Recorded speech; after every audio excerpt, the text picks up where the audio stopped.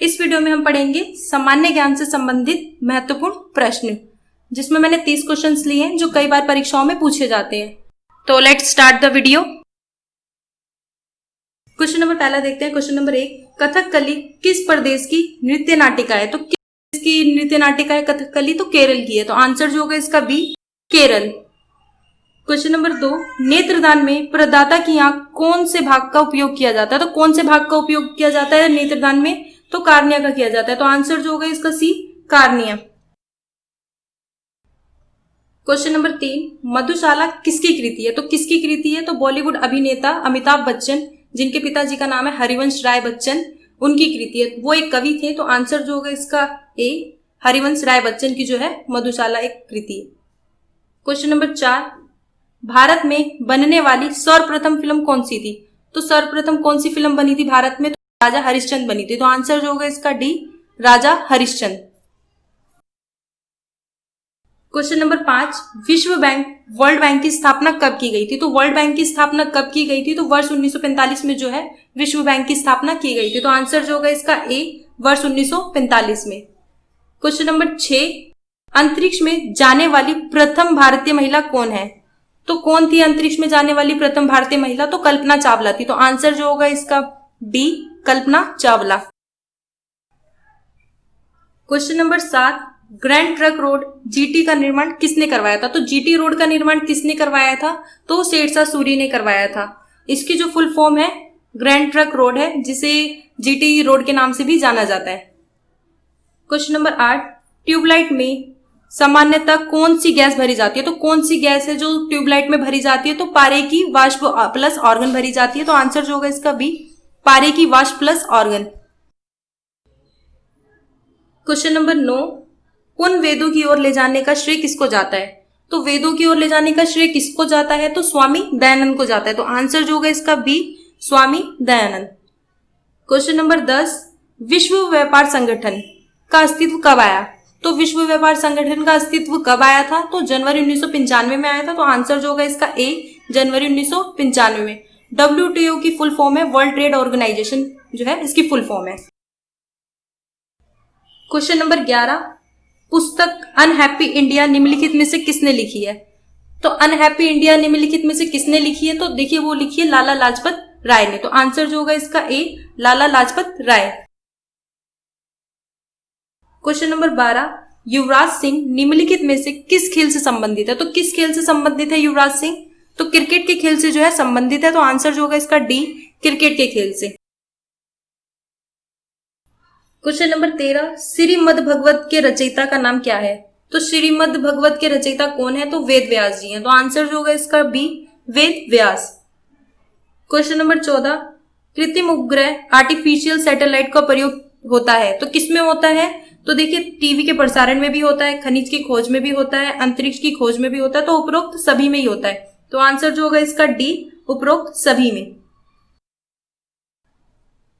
Question number 15, पृथ्वी के ऊपरी वायुमंडल में ओजोन गैस की परत जीवन के लिए क्या है? तो जीवन के लिए क्या है ओजोन परत की गैस? तो वो लाभदायक है। तो आंसर जो होगा इसका सी, लाभदायक। क्वेश्चन नंबर 16, चंद्रमा पर किसी वस्तु का भार पृथ्वी के भार पर कितने भाग बराबर होता है? तो कितने भाग बराबर होता है? तो 1/6 होता है। तो आंसर जो होगा इसका ए, 1/6। क्वेश्चन नंबर 17, भारत रत्न से सम्मानित किए जाने वाले प्रथम वैज्ञानिक कौन थे? तो प्रथम वैज्ञानिक कौन थे जिन्हें भारत रत्न से सम्मानित किया गया था? तो वो सीवी रमन थे। तो आंसर जो होगा इसका B, C V Raman. Question number 18, McMahon रेखा किन दो देशों को पृथक करती है? तो कौन से दो देश हैं जो इनको पृथक करती है मैकमोहन रेखा? तो भारत और चीन को करती है। आंसर जो होगा इसका ए, भारत और चीन। क्वेश्चन नंबर 19, रेड क्लिफ रेखा किन दो देशों को पृथक करती है? तो किन दो देशों को पृथक करती है रेड क्लिफ रेखा? तो भारत और पाकिस्तान को करती है। तो आंसर जो होगा इसका सी, भारत और पाकिस्तान। क्वेश्चन नंबर 20, डूरंट रेखा किन दो देशों को पृथक करती है? तो डूरंट रेखा जो है वो किन दो देशों को पृथक करती है? तो वो पाकिस्तान और अफगानिस्तान को करती है। तो आंसर जो होगा इसका डी, पाकिस्तान और अफगानिस्तान। क्वेश्चन नंबर 21, उल्टा फहराता हुआ झंडा किसका प्रतीक है? तो उल्टा फहराता हुआ झंडा जो है वो किसका प्रतीक है? तो वो विपत्ति का प्रतीक है। तो आंसर जो होगा इसका ए, विपत्ति का प्रतीक। क्वेश्चन नंबर 22, विश्व का सर्वाधिक सोना उत्पादक देश कौन सा है? तो सर्वाधिक सोना उत्पादक देश जो है वो कौन सा है विश्व का? तो वो दक्षिण अफ्रीका है। तो आंसर जो होगा इसका सी, दक्षिण अफ्रीका। क्वेश्चन नंबर 23, भारत का कौन सा शहर महलों का शहर कहलाता है? तो कौन सा जो शहर है जो महलों का शहर कहलाता है? तो कोलकाता देखिए जो है महलों का शहर कहलाता है। तो आंसर जो होगा इसका सी, कोलकाता। क्वेश्चन नंबर 24, पृथ्वी का एक चंद्रमा है, बृहस्पति के कितने चंद्रमा है? तो बृहस्पति ग्रह जो है वो सबसे बड़ा ग्रह होता है, तो उसके कितने चंद्रमा है? तो उसके देखिए चंद्रमा यहाँ पे उपग्रह की बात की जा रही है, तो उपग्रह जो है बृहस्पति के तो 16 उपग्रह है। तो आंसर जो होगा इसका डी, 16 उपग्रह। क्वेश्चन नंबर 25, कंप्यूटर आंकड़ों में गलती को निम्न में से क्या कहते हैं? तो क्या कहते हैं कंप्यूटर आंकड़ों में गलती को? तो वो बग कहते हैं। तो आंसर जो होगा इसका सी, बग। क्वेश्चन नंबर 26, इनमें से भारतीय राष्ट्रीय गान कौन सा है? तो इन चारों में से जो भारतीय राष्ट्रगान है वो कौन सा है? तो जनगण मन है। तो आंसर जो होगा इसका डी, जनगण मन। क्वेश्चन नंबर 27, किस स्मारक को भारत का राष्ट्रीय स्मारक कहते हैं? तो कौन सा जो भारत का राष्ट्रीय स्मारक कहलाता है? तो इंडिया गेट जो है भारत का राष्ट्रीय स्मारक कहलाता है। तो आंसर जो होगा इसका ए, इंडिया गेट। क्वेश्चन नंबर 28, किस ग्रह के अधिकतम उपग्रह हैं? तो मैंने भी जैसा कि आपको बताया था कि बृहस्पति के जो है 16 उपग्रह हैं। तो आंसर जो होगा इसका ए, बृहस्पति ग्रह के अधिकतम उपग्रह हैं।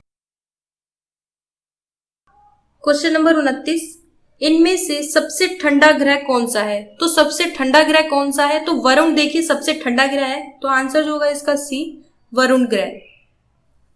क्वेश्चन नंबर 30, पृथ्वी अपनी धुरी के चारों तरफ किस दिशा में घूमती है? तो किस दिशा में घूमती है पृथ्वी अपने चारों ओर? तो वो पश्चिम से पूर्व की ओर घूमती है। तो आंसर जो होगा इसका बी, पश्चिम से पूर्व की ओर।